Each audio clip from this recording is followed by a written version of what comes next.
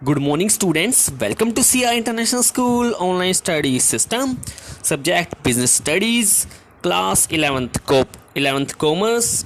Lesson number 2, the forms of business organization, and topic will be the commencement of business and the memorandum of association. Remember students, हमने जब ये unit start की थी तो इसमें हमने पढ़ा था the stages of formation of A company. तो हमने स्टेजेस पढ़ी थी. पहली स्टेज हमने प्रमोशन पूरा कर दिया था. सेकंड था इनकॉर्पोरेशन रजिस्ट्रेशन, ये भी हमने पूरा कर दिया था. थर्ड आज हम देखेंगे कमेंसमेंट ऑफ बिजनेस. ठीक है, तो देखिए commencement of business third stage.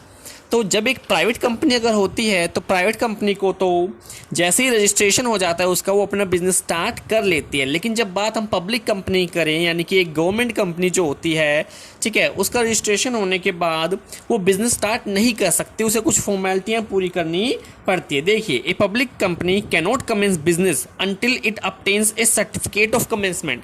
यानी उसे जब तक एक सर्टिफिकेट ना मिल जाए कमेंसमेंट का, बिजनेस स्टार्ट करने का एक सर्टिफिकेट ना मिल जाए, तब तक वो बिजनेस स्टार्ट नहीं कर सकती.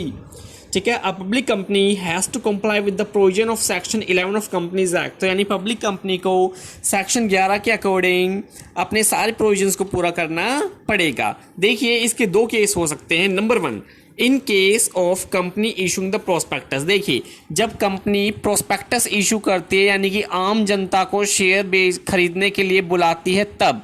और सेकंड होगा in case of company is not issuing prospectus, यानी वो आम जनता को बुला ही नहीं रही शेयर के लिए. तो देखिए, first case in case of company issuing the prospectus. तो अगर कंपनी प्रोस्पेक्टस इशू कर रही है और आम जनता को इनवाइट कर रही है to subscribe its share and debentures, they can not start the business. ठीक है, तो जब वो आम जनता को बुला रही है शेयर खरीदने के लिए तो वो बिजनेस स्टार्ट नहीं कर सकती.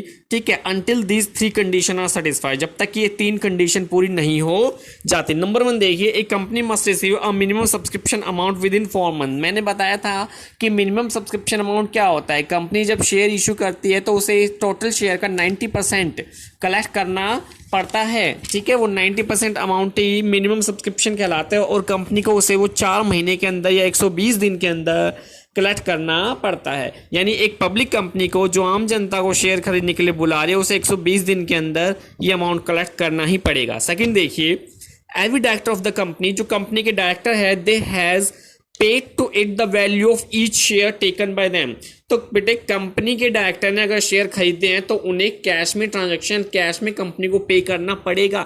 कई बार होता क्या, फ्रॉड कर जाते हैं, डायरेक्टर दिखा देते हैं कि भाई हाँ मैं इस कंपनी का डायरेक्टर हूँ, मैंने शेयर खरीद रखे हैं, लेकिन वो कुछ भी कैश में पे नहीं करते. तो ऐसे फ्रॉड से बचने के लिए एक पब्लिक कंपनी को ये कंडीशन पूरी करनी पड़ेगी कि डायरेक्टर ने जितने भी शेयर खरीद रखे हैं उनकी पेमेंट वो कैश में कर दें.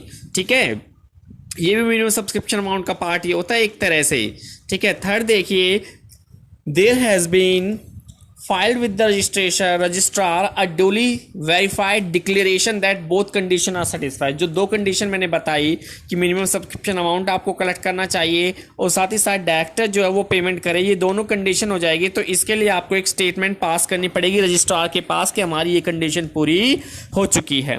तो ये तीनों काम होने के बाद एक पब्लिक कंपनी अपना बिजनेस स्टार्ट कर देगी, यानी उसे मिनिमम सब्सक्रिप्शन अमाउंट ले चुका है और डायरेक्टर से भी उसने अपना रुपया ले चुका है. केस नंबर 2 देखिए, in case company is not issuing the prospectus. अगर कंपनी प्रोस्पेक्टस इशू नहीं कर रही है तब वो क्या करेगी. देखिए, if a public company has not issuing the prospectus to the public for its share, then to obtain the certificate of business they has to following the following condition. देखिए, तो अगर वो आम जनता को नहीं बुला रही शेयर खरीदने के लिए तो उन्हें क्या करना पड़ेगा. देखिए, number 1, a statement in lieu of prospectus. Lieu, LIEU, lieu इसका मतलब होता है बदले में, यानी अब उन्हें प्रोस्पेक्टस के बदले में एक स्टेटमेंट पास करनी पड़ेगी और रजिस्ट्रार को भेजनी पड़ेगी.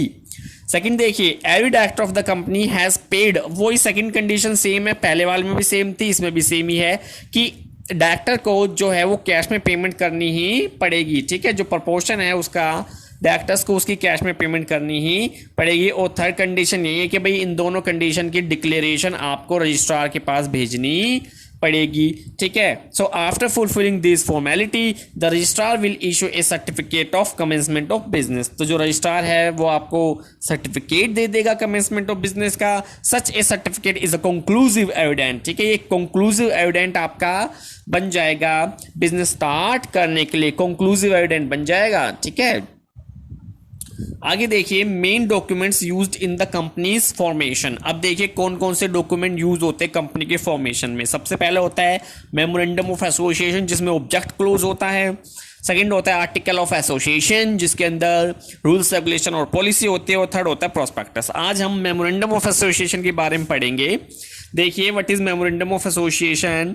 सो memorandum of association refers to that document of the company in which those condition are stated on the basis of which company is incorporated. Condition यानी शर्तें, तो जिन शर्तों को लेकर आपने अपनी कंपनी बनाई है उन शर्तों का उल्लेख कहाँ पर मिलेगा आपको, memorandum of association. Memorandum of association company के लिए एक लिमिटेशन का काम करता है, जिन लिमिटेशन जिन दायरों में रहकर कंपनी को अपना कार्य करना पड़ता है, वर्क करना पड़ता है। मेमोरेंडम ऑफ एसोसिएशन के बाहर कंपनी नहीं जा सकती। मेमोरेंडम ऑफ एसोसिएशन के रूल्स रेगुलेशन कंपनी को फॉलो करने ही पड़ते हैं, ठीक है। ये एक रिटन डॉक्यूमेंट होता है जो कंपनी से रिलेटेड होता है। देखिए इसके बारे में पढ़ते हैं डिटेल्ड में। The memorandum of association is an important document. तो बिल्कुल ये एक बहुत इंपॉर्टेंट डॉक्यूमेंट है। Memorandum of association contain those condition, देखिए ये उन कंडीशन या उन शर्तों को लिखे रखता है on the basis of which company is incorporated, यानी कंपनी का समामेलन, कंपनी का इनकॉर्पोरेशन जिन शर्तों के ऊपर हुआ है उन शर्तों को कहाँ लिखा जाता है, मेमोरेंडम ऑफ एसोसिएशन में। अ कंपनी, एक कंपनी जो होती है बेसिकली, ठीक है, cannot be incorporated without MOA। बिना मेमोरेंडम ऑफ एसोसिएशन के कंपनी का इनकॉर्पोरेशन नहीं हो सकता, ठीक है। In this document the rights यानी कि अधिकार एंड ऑब्जेक्टिव यानी कि उद्देश्य of the company are determine, यानी कि MOA में कंपनी के अधिकार और उद्देश्यों का विवरण होता है, ठीक है। ए फाउंडेशन, जो मेमोरेंडम ऑफ एसोसिएशन होता है वो एक फाउंडेशन का काम करता है। जैसे एक घर को खड़ा होने के लिए फाउंडेशन नींव चाहिए होती है, वैसे ही कंपनी को खड़ा होने के लिए भी फाउंडेशन चाहिए जो मेमोरेंडम ऑफ एसोसिएशन जिसका काम करता है। This document works as a boundary wall for the company. मैंने बताया कंपनी के लिए एक दायरे का काम करता है, जिस दायरे में रहकर, जिस वॉल में रहकर, जिस कैटेगरी में रहकर कंपनी को काम करना पड़ता है। कंपनी इस दीवार को क्रॉस नहीं कर सकती, इसके बाहर कदम नहीं उठा सकती। Any act done beyond it, अगर इसके बाहर कोई कदम उठाया जाए, it is consider ultra vires. तो इसे हम अल्ट्रा वायरस की, यानी कि ये एक तरह से इलीगल हो जाएगा, कंपनी के ऊपर खतरा बढ़ जाएगा, कंपनी बंद भी हो सकती है। Every person transacting with the company is suppose to have a full knowledge of underlying activities in the MOA।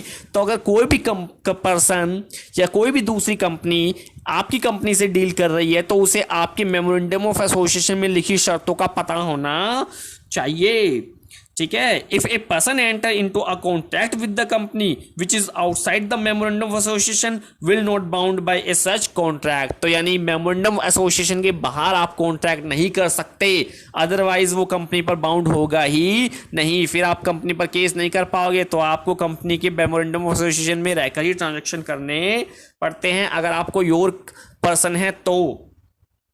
The main of memorandum, देखिए मेमोरेंडम का जो मेन एम होता है, उद्देश्य होता है, वो क्या होता है, to tell the sphere of companies activities, कि भाई कंपनी की एक्टिविटीज, कंपनी के कार्यों का गोलार्ध कितना रहेगा, अगेन उसकी लिमिटेशन कितनी रहेगी, उसका दायरा कितना रहेगा, किन दायरों में रहकर आपको काम करना पड़ेगा, ठीक है। तो शेयर होल्डर, क्रेडिटर और जो अदर पार्टीज है कंपनी को वो दायरा, वो मेमोरेंडम एसोसिएशन की शर्तें सब पता होनी चाहिए, तभी कंपनी आगे काम कर पाएगी। अदरवाइज हो सकता है कि कंपनी कोई इलीगल कार्य में फंस जाए और कानून उसे बंद करने की permission they they. Thank you very much. Stay home, stay safe.